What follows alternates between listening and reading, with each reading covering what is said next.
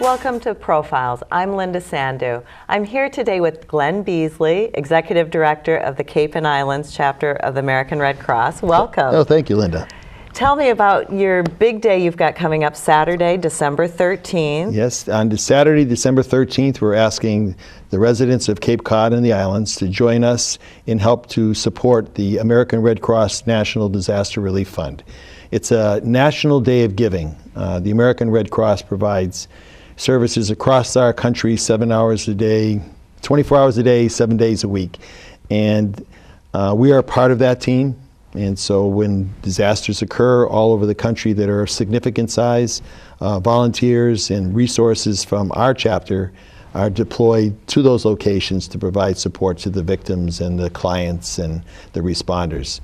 And so that's what we're looking for, is the country to join us for one day to make a donation. December 13th, Saturday. Disaster victims need your help today.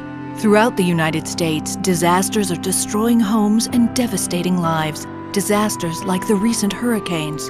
You can help victims of disasters by supporting the American Red Cross Disaster Relief Fund. This fund enables the Red Cross to provide shelter, food, counseling, and other assistance to victims of disasters. To make a donation, call 1-800-RED-CROSS or visit redcross.org today.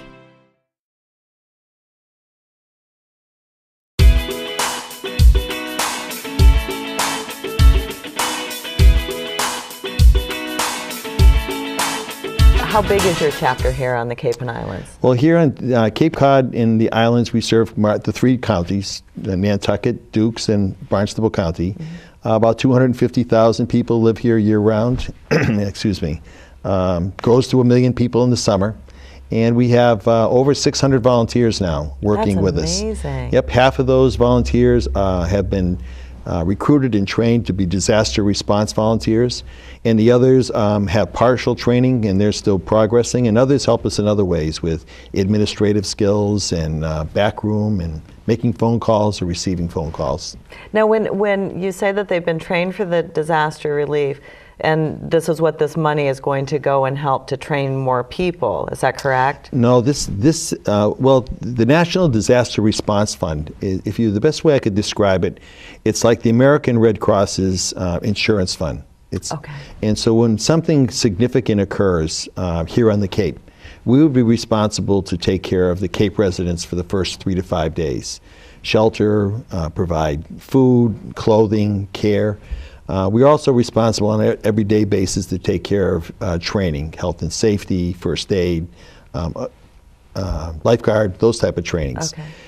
When something significant happens, for example, the hurricanes in Texas, or the flooding in the Midwest, or the current problems they're having in California with the fires, something that's a national issue, something that's determined as a disaster area, then the Red Cross needs to mobilize people and resources and move them to that area to support the bigger operation for longer than 5 days. Typically, in the way the disasters are occurring now, a month to 2 months and sometimes 3 months. Absolutely. In the last 2 years, actually, if you just look at the last year, if you think about the number of storms and events that have occurred, Ike, Gustav, the floods, they've rolled one on top of each other over such a wide area, causing such a large degree of damage and destruction that these disasters are going on for months. Right. And so the Red Cross stays on site and continues to fund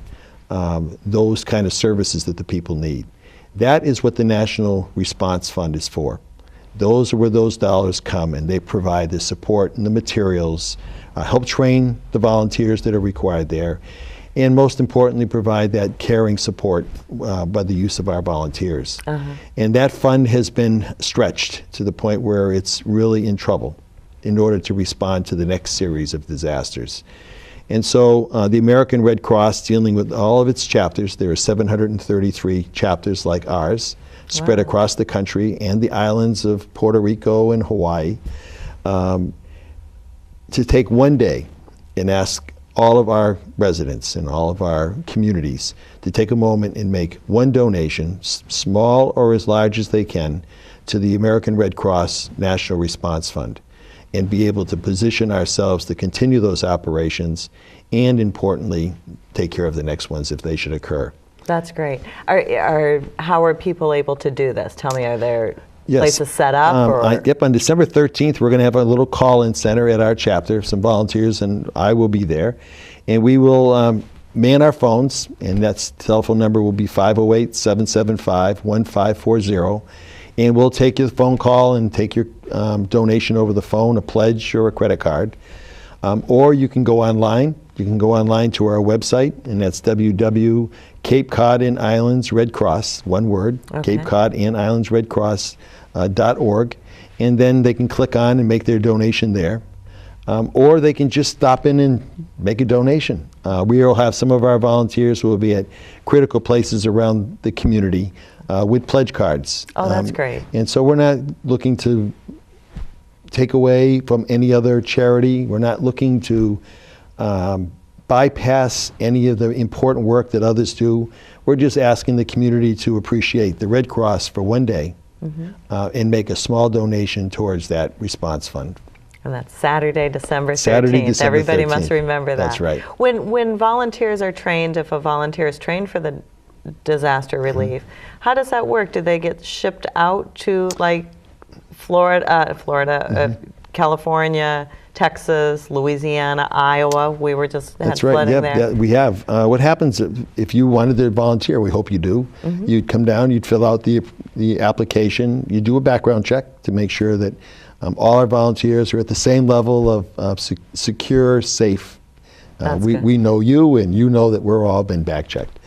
And then we go through a whole series of training, basically starting as simple as what is the Red Cross mission and values, to basic sheltering, to advanced care, to feeding, to driving the ERV, the emergency response vehicle, psychological first aid so you can help people that are in need. And you go through,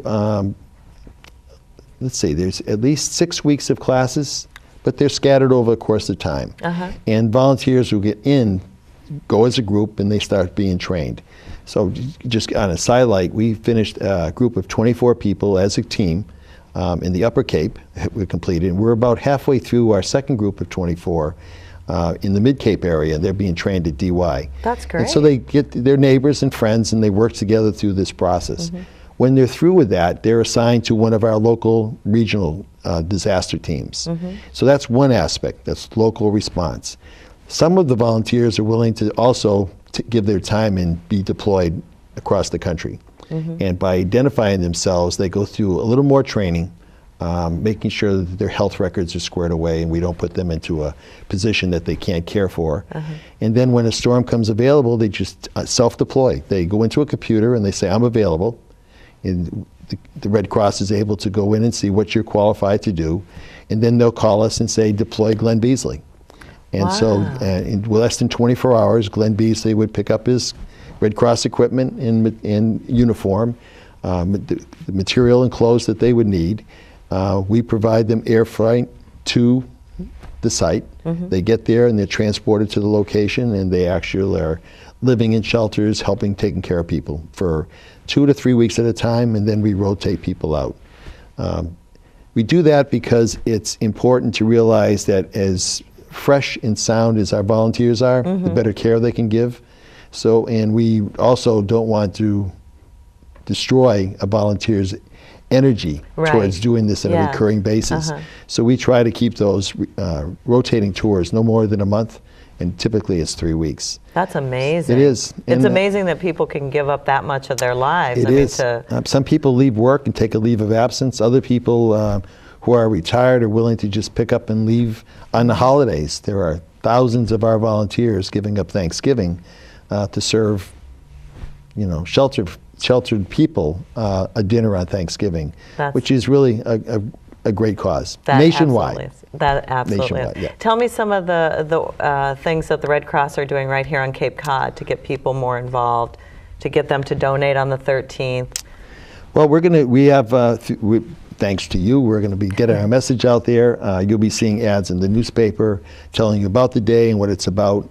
And then on the 13th itself, we'll have with the help of Channel 17 and other media sources, people will see right in front of them where they can go, who they can call, or how they can get on the web to make the donation. We have a large number of volunteers who are going to be spread across the community handing out pledge cards for people who are willing to do it.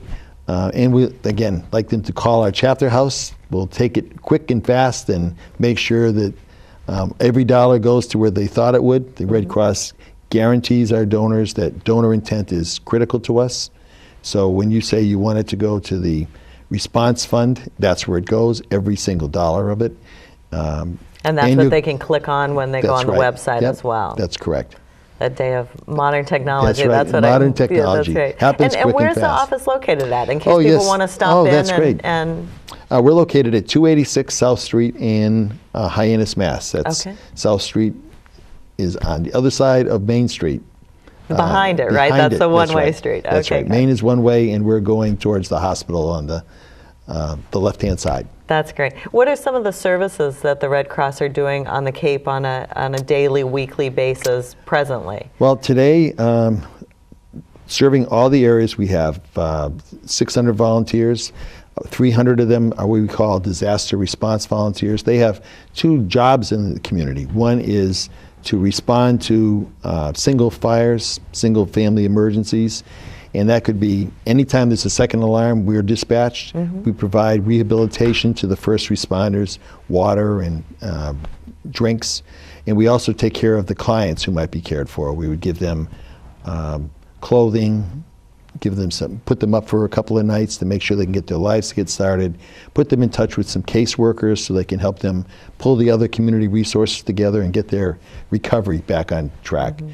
The second major thing they do is when we have a disaster. It can be a hurricane in the summer, it can be a blizzard in the winter, or it could be something a little bit less total. It could be a single impact. It might be a fuel truck that rolls over and a neighborhood has to be evacuated for a short period of time. That's right. Where we would open up a shelter and we would again take care of them by giving them a place to sleep, some fresh warm clothing, some food and water, and some casework to help them get squared away until they can go back to their homes.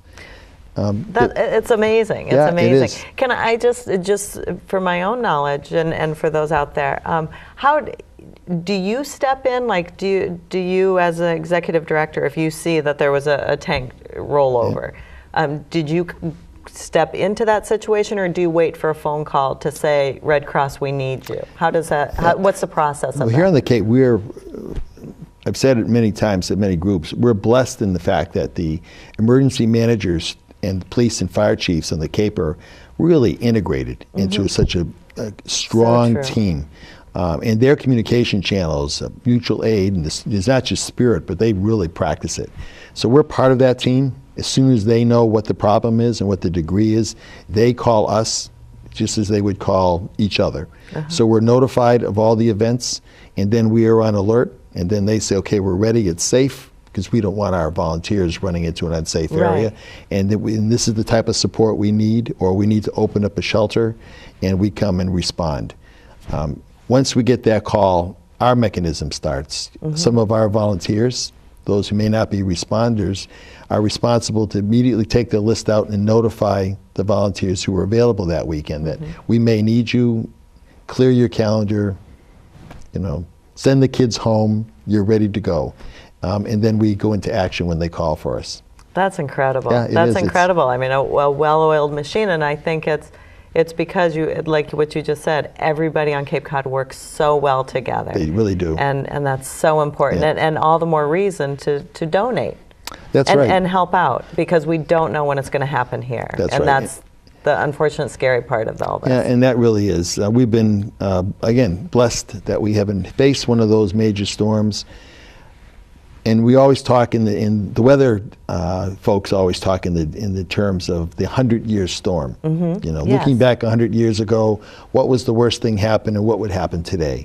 Well, the last big storm is getting pretty close to 100 years ago. And so I hope it never comes, but if it does, we're going to be better prepared than we ever were before. Our volunteers, our work inside the community emergency management team, The fact that the community's helped us build up our resources to be able to shelter over 10,000 people here for 3 days puts us in really good stead to get that first during the storm and the next day problem solved. If we are unfortunate and we get hit with a storm or damage like some of the other areas of the country have, then we'll be looking for the National Response Fund. We'll be looking for Red Cross volunteers and equipment and vehicles to come. I wish it was free, but it's not. To fly someone from here to there, you have to buy a ticket.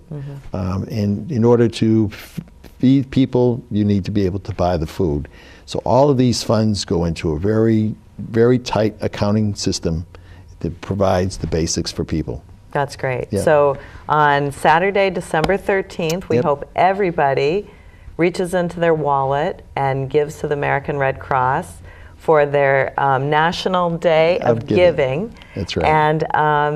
And give more often, give throughout the year, but that's their big day. Ask people throughout the country to help out. And thank you very much, thank Glenn. you. Really appreciate it. Great Very having nice you on. You Thank too. you so much. Very much. And good Okay. luck. Thank you.